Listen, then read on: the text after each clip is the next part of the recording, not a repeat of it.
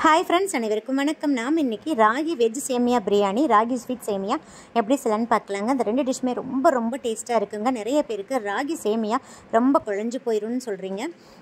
இந்த மெத்தடில் செஞ்சு பாருங்கள், கொஞ்சம் கூட குழையாதுங்க. நல்ல உதிரியாக பஞ்சு போல் சாஃப்டாக இருக்குங்க. வாங்க வீடியோக்குள்ளே போகலாம். அதுக்கு முன்னாடி நம்ம சேனலை சப்ஸ்கிரைப் பண்ணாத நண்பர்கள் ப்ளீஸ் சப்ஸ்கிரைப் பண்ணுங்கள், சப்போர்ட் பண்ணுங்கள். வாங்க வீடியோக்குள்ளே போகலாம். ராகி சேமியா செய்கிறதுக்கு ஃபஸ்ட்டு இந்த மாதிரி ஒரு அகலமான பவுல் எடுத்துக்கோங்க. அதில் 2 கிளாஸ் தண்ணி சேர்த்துக்கோங்க. நார்மல் பச்சை தண்ணி தாங்க சேர்த்துருக்கேன். 1/2 டீஸ்பூன் சால்ட்டு சேர்த்துட்டு நல்லா மிக்ஸ் பண்ணி கொடுத்துருங்க. இப்போ பாருங்கள், அணில் ராகி சேமியா எடுத்துருக்கேன். அதை இந்த தண்ணியில் சேர்த்துடலாங்க. இந்த பேக் 3 பேர் தாராளமாக சாப்பிட்லாங்க. சேமியாவை தண்ணியில் சேர்த்துடலாங்க. நல்லா சேமியாவை தண்ணிக்குள்ளே மூழ்கி இருக்கிற மாதிரி ப்ரெஸ் பண்ணி விட்டுருங்க. நம்ம எடுக்கிற தண்ணி அந்த சேமியாவுக்கு மேலே இருக்கிற மாதிரி பார்த்துக்கோங்க. இப்போ ஊற வச்சு 2 நிமிஷம் தாங்க வெயிட் பண்ணணும். அதுக்கு மேலே நம்ம வெயிட் பண்ணக்கூடாதுங்க. அதுக்கு மேலே வெயிட் பண்ணிங்கன்னா கண்டிப்பாக குழஞ்சி கூழ் மாதிரி ஆயிருங்க. 2 நிமிஷத்துக்கு குறைவாக ஊற வச்சிங்கன்னா சரியாக வேகாதுங்க. அதனால் கரெக்டாக 2 நிமிஷம் தாங்க. இப்போ பாருங்கள், லைட்டு இந்த மாதிரி வாஷ் அவுட் பண்ணிடுங்க. ரொம்ப அழுத்தம் கொடுக்கக்கூடாதுங்க. ஜென்டிலாக லைட்டு அந்த மாதிரி வாஷ் பண்ணிடுங்க. ரொம்ப அழுத்தம் கொடுக்கக்கூடாதுங்க. அழுத்தம் கொடுத்தீங்கன்னா சேமையா நல்லா நொறுங்கிரும். அதனால் லைட்டாக மட்டும் வாஷ் பண்ணிடுங்க. பாருங்கள் எந்த அளவுக்கு அழுக்கு இருக்குன்னு. இப்போ 2 நிமிஷம் ஆயிடுச்சுங்க. இப்போ இதே மாதிரி ஒரு ஸ்ட்ரெயினர் யூஸ் பண்ணி நல்லா வடிகட்டிடுங்க. அந்த ஸ்ட்ரெயினர்லேயேவும் 5 நிமிஷத்துக்கு அந்த சேமியா அப்படியே இருக்கட்டுங்க. அப்போ தான் எக்ஸஸாக இருக்கிற தண்ணியெல்லாம் நல்லா வடிஞ்சிருங்க. அப்போ தான் ராகி சேமியா நல்லா உதிரியாக கிடைக்கும். இப்போ பாருங்கள், இதே மாதிரி ஒரு ஸ்டீமர் பிளேட் எடுத்துக்கோங்க. அப்படி இல்லைன்னா இட்லி பிளேட் கூட எடுத்துக்கலாம். நீங்கள் அந்த பிளேட்டில் நல்லா ஆயில் அப்ளை பண்ணிடுங்க. நெக்ஸ்ட்டு நம்ம வடிகட்டி வச்சுருக்கிற ராகி சேமியாவை நல்லா வீடியோவில் காமிக்கிற மாதிரி பூ போல் உதுத்து விடுங்க. ஒரே இடத்துல குவிக்காதீங்க. அப்படி குவிச்சாலும் நல்லா வேகாதுங்க. இந்த மாதிரி நல்லா பூ போல் உதுத்து விட்டால் தான் ராகி சேமியா நல்லா உதிரியாக கிடைக்குங்க. நீங்கள் இட்லி தட்டில் இந்த ராகி சேமியாவை சேர்க்கறதுக்கு முன்னாடியே இட்லி பாத்திரத்தில் தண்ணி வச்சுட்டு ஸ்டவ் ஆன் பண்ணி தண்ணியை நல்லா இந்த மாதிரி கொதிக்க வச்சுக்கோங்க. இந்த அளவுக்கு கொதிச்சதுக்கு அப்புறம் தான் நம்ம பிளேட்டை உள்ளே வச்சு மூடணுங்க. மூடிட்டு ஒரு 10 நிமிஷம் வெயிட் பண்ணுங்க. மீடியம் டு ஹை ஃப்ளேமில் வச்சு விட்டுருங்க. 10 நிமிஷம் நல்லா வெந்து ராகியோட மனம் வருங்க. அதுவும் இல்லாமல் பாருங்கள், ராகி எந்த கலரில் நல்லா டார்க் கலரில் சேஞ்ச் ஆகிருக்குங்க. லைட்டாக இந்த மாதிரி திரிச்சு பார்த்தீங்கன்னா திரி மாதிரி திரிக்க வரணும். இப்படி இருந்தால் தான் ராகி கரெக்டாக வெந்துருச்சுன்னு அர்த்தங்க. ராகியை நல்லா வேக வச்சு தாங்க சாப்பிடணும். இல்லாட்டி வயிற்று வலி, வயிற்றுப்போக்கு போன்ற உடல் உபாதைகள்லாம் வருங்க. அதனால் 10 நிமிஷத்துக்கு மீடியம் டு ஹை ஃப்ளேமில் வச்சுருங்க. இப்போ பாருங்கள், நல்லா வெந்துருச்சு. நம்ம இதை ஒரு பிளேட்டுக்கு ட்ரான்ஸ்ஃபர் பண்ணிடலாம். ஒரு அகலமான பிளேட்டுக்கு ட்ரான்ஸ்ஃபர் பண்ணிடுங்க. ட்ரான்ஸ்ஃபர் பண்ணிவிட்டு பாருங்கள், வீடியோவில் காமிக்கிற மாதிரி நல்லா இந்த மாதிரி கரண்டி வச்சு நல்லா ஸ்ப்ரெட் பண்ணி விட்டுருங்க. அப்போ தான் ஆறவும் நல்லா உதிரியாக கிடைக்குங்க. இப்போ பாருங்கள், நல்லா ஆறிடுச்சு. நான் இதிலிருந்து கொஞ்சமாக ஒரு பவுலில் சேர்த்துறேங்க. பாருங்கள் எந்த அளவுக்கு நல்லா பஞ்சு போல் சாஃப்டாக உதிரியாக இருக்குன்னு பாருங்கள். ஸோ நான் சொன்ன டிப்ஸை மட்டும் ஃபாலோ பண்ணி செஞ்சு பாருங்கள். இப்போ நான் இது கூடயே 2 ஸ்பூன் நெய் ஆட் பண்ணிக்கிறேங்க. நல்லா உருக்கி ஆட் பண்ணிக்கோங்க. இப்போ இது கூடயே 2 கைப்பிடி அளவு தேங்காய் துருவல் ஆட் பண்ணிக்கிறேங்க. நெய்யும் தேங்காய் துருவலும் சேர்ந்து சாப்பிட்றச்சு அந்த ராகி சேமியா ரொம்ப டேஸ்ட்டாக இருக்குங்க. கண்டிப்பாக நீங்கள் இதே மாதிரி ட்ரை பண்ணி பாருங்கள். இப்போ நல்லா மிக்ஸ் பண்ணி கொடுத்துருங்க. தேங்காய் துருவல் உங்கள் விருப்பம் தான், நீங்கள் எவ்வளோ வேணால் ஆட் பண்ணிக்கலாங்க. இது கூடயே நான் சுவைக்கேற்ப நாட்டு சக்கரை ஆட் பண்ணிக்கிறேங்க. நீங்கள் உங்கள் இனிப்பு சுவைக்கு தகுந்த மாதிரி ஆட் பண்ணிக்கோங்க. ஆட் பண்ணிவிட்டு நல்லா மிக்ஸ் பண்ணி கொடுத்துருங்க. அவ்வளோதான், நம்மளோட ஸ்வீட் ராகி சேமியா 5 நிமிஷத்தில் ரெடி ஆயிடுச்சுங்க. ரொம்ப டேஸ்ட்டாக இருக்குங்க. நான் இது கூடயே நாம் சர்வ் பண்ணுறதுக்கு முன்னாடி ஒரு 2 நிமிஷத்துக்கு முன்னாடி கொஞ்சமாக வறுத்த வேர்க்கடலையை நல்லா தோல்லாம் நீக்கிட்டு சேர்த்துக்கிறேங்க. இந்த ராகி சேமியாவை சாப்பிட்றச்ச அங்கனங்கன்னா வேர்க்கடலை கடிப்படுற போது நல்லா க்ரன்ச்சியாக சாப்பிட்றதுக்கே ரொம்ப என்ஜாயபிளாக இருக்குங்க. கண்டிப்பாக நீங்கள் இதே மாதிரி ட்ரை பண்ணி பாருங்கள். ரொம்ப டேஸ்ட்டாக இருக்குங்க.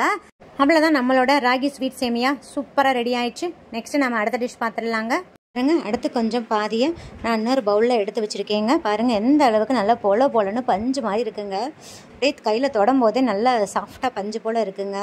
இப்போ நாம் இதுக்கு தேவையான வெஜிடபிள்ஸ்லாம் பார்த்துடலாம். பாருங்கள், ஒரு பெரிய வெங்காயத்தை நல்லா ஃபைனாக சாப் பண்ணி வச்சுருக்கேன். 5 முந்திரி பருப்பு, ஒரு மீடியம் சைஸ் தக்காளி பழம், 2 துண்டு இஞ்சி, பூண்டு 4 பூண்டை தட்டி வச்சுருக்கேங்க. ஒரு கைப்பிடி அளவு கொத்தமல்லி தலை, புதினா தலை எடுத்துருக்கேங்க. கொஞ்சமாக கருவேப்பிலை நல்லா நறுக்கி வச்சுக்கோங்க. இப்போ நான் ஒரு மீடியம் சைஸ் கேரட் எடுத்து நல்லா கட் பண்ணி வச்சுருக்கேங்க. கொஞ்சமாக பட்டாணி எடுத்துருக்கேங்க. இவ்வளோதான். நெக்ஸ்ட்டு கடாய் எடுத்துக்கோங்க. 2-3 டீஸ்பூன் ஆயில் சேர்த்துக்கோங்க. 1/4 டீஸ்பூன் கடுகு, 1/2 டீஸ்பூன் உளுந்து சேர்த்துக்கோங்க. கடுகு வெடிச்சு உளுந்து நல்லா சிவந்து வரட்டும். நீங்கள் இதில் கடலை பருப்பு கூட சேர்த்துக்கலாம். நான் அதுக்கு பதில் முந்திரி பருப்பு சேர்க்க போகிறேங்க. இப்போ 1/4 டீஸ்பூன் சீரகம் சேர்த்துக்கோங்க. சீரகம் நல்லா பொரியட்டும். உங்கள் காரத்துக்கு தேவையான அளவு நீங்கள் மிளகாய் வத்தல் சேர்த்துக்கோங்க. நான் ஒரு மிளகாய் வத்தல் சேர்த்துக்கிறேங்க. நெக்ஸ்ட்டு நம்ம தட்டி வச்சுருக்கிற இஞ்சியும் பூண்டையும் சேர்த்துடலாங்க. இஞ்சி பூண்டை தட்டி சேர்க்கறதுனால நல்லா வாசமாக சாப்பிட்றதுக்கு நல்லா மணமாக இருக்குங்க.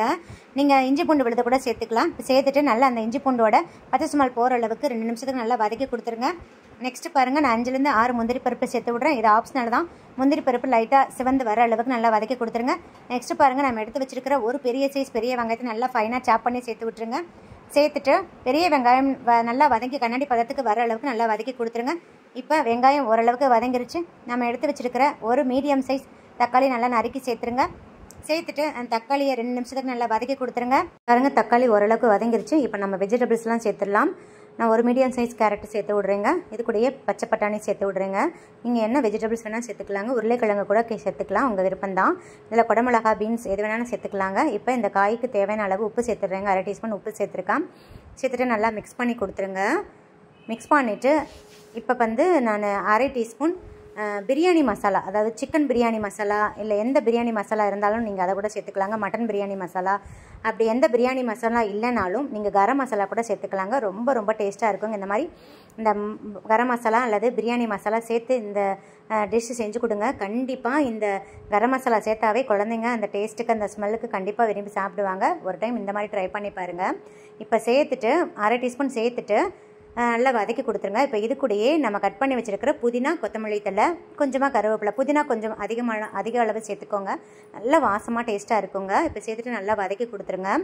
இப்போ காய் வேகிறதுக்காக 1/4 கிளாஸ் தண்ணி ஊற்றுறேங்க. அதிக அளவு தண்ணி ஊற்ற வேண்டாம், 1/4 கிளாஸ் தண்ணி ஊற்றினா போதுங்க. சேர்த்துட்டு இப்போ ஃப்ளேமை வந்து சிம் பண்ணிவிட்டு ஒரு 5 நிமிஷத்துக்கு மூடி போட்டு க்ளோஸ் பண்ணி விட்டுருங்க. ஒரு 5லேருந்து ஒரு 6 நிமிஷம் ஆனால் போதுங்க. மூடி போட்டு க்ளோஸ் பண்ணிடுங்க. இப்போ பாருங்கள் ஒரு 6 நிமிஷம் ஆயிடுச்சு. நான் ஓப்பன் பண்ணிட்டேன். பாருங்கள் தண்ணியெல்லாம் நல்லா ட்ரை ஆயிடுச்சு. இன்கேஸ் நீங்கள் ஓப்பன் பண்ணுறப்ப தண்ணி இருந்துச்சுன்னா நல்லா தண்ணியை ட்ரை பண்ணிடுங்க. ஏன்னா தண்ணி இருக்கும்போது நம்ம ராகி சேமியாவை சேர்க்கக்கூடாதுங்க. பாருங்கள் பச்சை பட்டாணினா நல்லா வெந்துருச்சுங்க. நீங்கள் அமுக்கி பாருங்கள். வேகலைன்னா இன்னும் ஒரு 2 நிமிஷத்துக்கு வேக வச்சுக்கோங்க. இப்போ வந்து நம்ம வேக வச்சுருக்கிற சேமியாவை இதில் சேர்த்துடலாங்க. நல்லா பூ போல் உதுத்து விடுங்க. இப்போ சேர்த்துட்டு நல்லா மிக்ஸ் பண்ணி கொடுத்துருங்க. ரொம்ப போட்டு கிளறாதீங்க, லைட்டாக ஜென்டிலாக இப்படி மிக்ஸ் பண்ணி கொடுத்துருங்க. இப்போ நீங்கள் உப்பு செக் பண்ணிக்கலாம், தேவைப்பட்ட ஆட் பண்ணிக்கலாங்க. எனக்கு உப்பு கரெக்டாக தான் இருக்குது. ஏன்னா நம்ம ஆல்ரெடி காய்கறிக்கும் உப்பு சேர்த்துருப்போம். நெக்ஸ்ட்டு நம்ம அந்த தண்ணியில் ராகியை ஊற வைக்கும் போதும் உப்பு சேர்த்து தான் ஊற வச்சுருந்தோம். அதனால் எனக்கு கரெக்டாக தாங்க இருக்குது. நீங்கள் செக் பண்ணிக்கோங்க. இப்போ நல்லா அந்த மாதிரி ஜென்டிலாக மிக்ஸ் பண்ணி கொடுத்துட்டு ஃப்ளேம் கண்டிப்பாக சிம்மில் தாங்க இருக்கணும். ஒரு 2 நிமிஷத்துக்கு அப்படியே விட்டுருங்க. அப்போ தான் நம்ம சேர்த்துருக்கிற அந்த உப்பு, காரம், அந்த கரம் மசாலாவோட ஸ்மெல்லாம் அந்த ராகி சேமியாவில் இறங்கி சாப்பிட்றதுக்கு ரொம்ப டேஸ்ட்டாக இருக்குங்க. இப்போ ஃபைனலாக கொஞ்சமாக கொத்தமல்லி இலைகளை தூவிடலாங்க. அவ்வளோதாங்க நம்மளோட டேஸ்ட்டான ராகி வெஜ் பிரியாணி சேமியா சூப்பராக ரெடி ஆயிடுச்சுங்க. ரொம்ப டேஸ்ட்டாக இருக்கும். கண்டிப்பாக இந்த மெத்தடில் நீங்கள் ட்ரை பண்ணி பாருங்கள். பிரேக்ஃபாஸ்ட் செம்ம டேஸ்ட்டாக இருக்குங்க. ஒரு டைம் இந்த மாதிரி ட்ரை பண்ணி பாருங்கள். ஒர்க்கிங் விமன்ஸ்லாம் இதை லஞ்ச் பாக்ஸில் கூட எடுத்துகிட்டு போகலாங்க. ரொம்ப ரொம்ப டேஸ்ட்டாக இருக்குங்க. வெயிட் லாஸ் பண்ணுறவங்களாம் இந்த மாதிரி செஞ்சு சாப்பிட்டுங்க. நல்ல ஃபில்லிங்காக இருக்கும். அதே மாதிரி சுகர் பேஷண்ட்டும் இந்த மாதிரி பிரேக்ஃபாஸ்ட் செஞ்சு சாப்பிட்டுங்க. ரொம்ப ரொம்ப ஃபில்லிங்காக இருக்குங்க. ஸோ கண்டிப்பாக இந்த டிஷ்ஷை செய்ய மறந்துடாதீங்க. இந்த வீடியோ உங்களுக்கு மிகவும் பயனுள்ளதாக இருக்கும்னு நினைக்கிறேங்க. இந்த வீடியோ பிடிச்சிருந்தால் லைக், ஷேர், கமெண்ட் பண்ணுங்கள். மறக்காமல் சப்ஸ்கிரைப் பண்ணுங்கள். பக்கத்தில் இருக்கிற பெல் ஐக்கானையும் கிளிக் பண்ண மறந்துடாதீங்க. அப்போ தான் டெய்லி அப்லோட் பண்ணுற புத்தம்புது வீடியோக்கள் உங்களுக்கு உடனுக்குடன் நோட்டிஃபிகேஷனாக வந்து சேரும். சுவையறிந்தது சுவைத்து பாருங்கள். நன்றி, வணக்கம்.